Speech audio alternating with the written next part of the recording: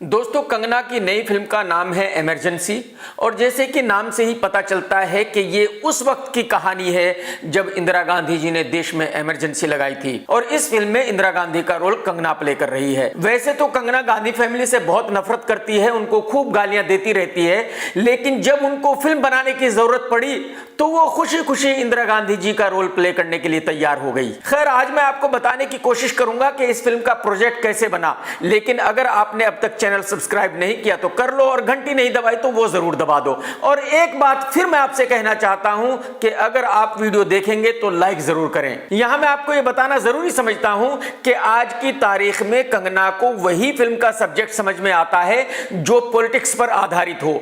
बिना पॉलिटिक्स के उनको कोई फिल्म बनानी नहीं है। और उसकी वजह यह है कि कंगना आने वाले वक्त में सीएम बनना चाहती है और हिंदुस्तान की पीएम बनना चाहती है। यह उनका आखिरी सपना है। तो कंगना इस फिल्म को पिछले 2-3 साल से बनाना चाह रही थी और वर्बली जी एग्री हो गया था कि वो इस फिल्म में पैसे लगाएंगे। तो इंतजार सिर्फ इस बात का था कि कंगना की फिल्म धाकड़ और जयललिता जी की बायोग्राफी रिलीज हो जाए और उसके बाद इस फिल्म पर काम शुरू किया जाए। इत्तेफाक से वो दोनों ही फिल्में इतनी बड़ी डिसास्टर हुई कि बॉक्स ऑफिस पर पानी नहीं मांगा।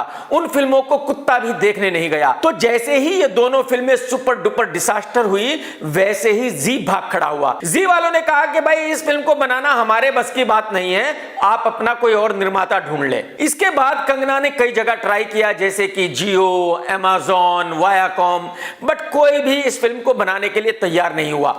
अब कंगना की समझ में आ गया था कि भाई कोई भी एस्टेब्लिश प्रोड्यूसर तो इस फिल्म को नहीं बनाएगा, तो जाहिर सी बात है कोई नया बकरा पकड़कर हलाल करना पड़ेगा। अब कंगना बहुत होशियार लड़की है, वो आराम से शांति से बैठी और अपना दिमाग दौड़ाया और सोचा कि यार वो कौन सा बकरा है जो इस फिल्म में पैसे लगा सकता है। अच्छा, बॉलीवुड में जब भी कोई निर्माता ढूंढता है तो सबसे पहले उसकी नजर दिल्ली पर जाती है, क्योंकि दिल्ली में ऐसे बहुत सारे डेस्परेट लोग हैं जिनको फेमस होना है, फिल्में बनानी है। तो कंगना को अचानक याद आया कि यार निशांत पिट्टी है जिसको फिल्में बनाने का बहुत शौक है।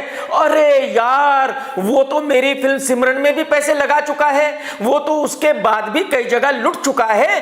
तो भाई उसी को फोन करती हूं, वो 100% इस फिल्म में पैसे लगाने के लिए तैयार हो जाएगा। अब आप लोग ये जरूर पूछेंगे कि भाई साहब ये निशांत पिट्टी है कौन? एक्चुअली एक कंपनी है जिसका नाम है इज माई ट्रिप।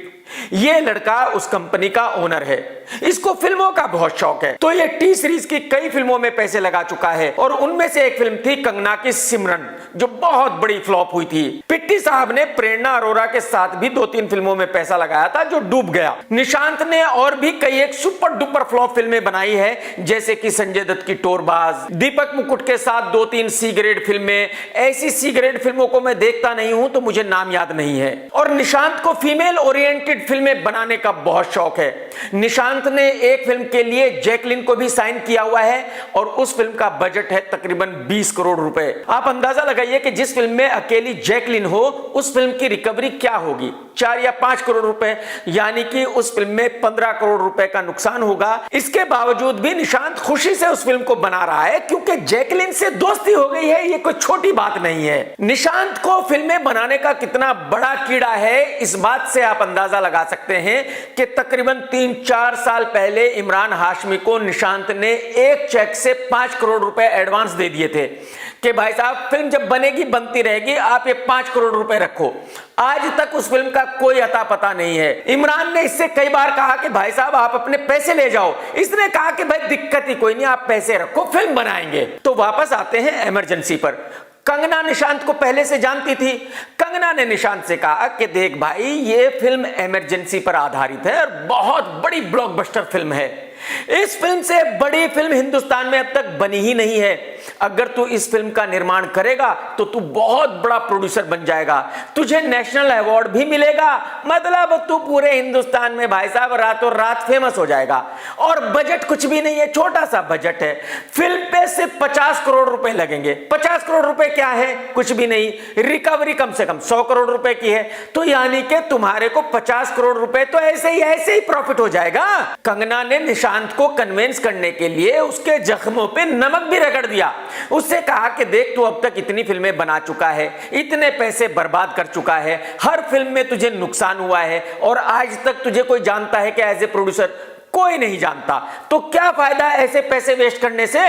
इस फिल्म में लगाएगा तो रातों रात पूरा हिंदुस्तान तुझे जान जाएगा एज ए प्रोड्यूसर, क्योंकि इससे बड़ी ब्लॉकबस्टर फिल्म तो पहले कभी बनी ही नहीं ना। और मैं यहां आपको यह बताना जरूरी समझता हूं कि कंगना ने अपने पूरे कैरियर में 2 ही फिल्में हिट दी हैं, एक है क्वीन और दूसरी फिल्म है तन्नू वेड्स मन्नू रिटर्न। जानने वाली बात यह है कि तन्नू वेड्स मन्नू 2015 में रिलीज हुई थी और वो कंगना की आखिरी हिट फिल्म थी। उसके बाद पिछले 7 साल में आज तक कंगना ने जितनी भी फिल्में की हैं वो सब सुपर डुपर डिजास्टर हैं। और ये जानकर आपको और भी अचंभा होगा कि इस फिल्म में हीरोइन तो कंगना खुद है ही, लेकिन इसका डायरेक्शन भी खुद ही कर रही है और कंगना की इसमें फीस है 20 करोड़ रुपए। और जैसे कि मैंने कहा कि फिल्म का बजट नक्की हुआ है तकरीबन 50 करोड़ रुपए, लेकिन क्या यह फिल्म 50 करोड़ में बनेगी? अजी सवाल ही पैदा नहीं होता।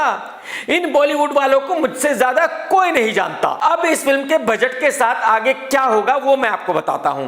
जैसे कि मैंने कहा कि कंगना की फीस है 20 करोड़ रुपए, तो वो तो कंगना पहले ही ले लेगी।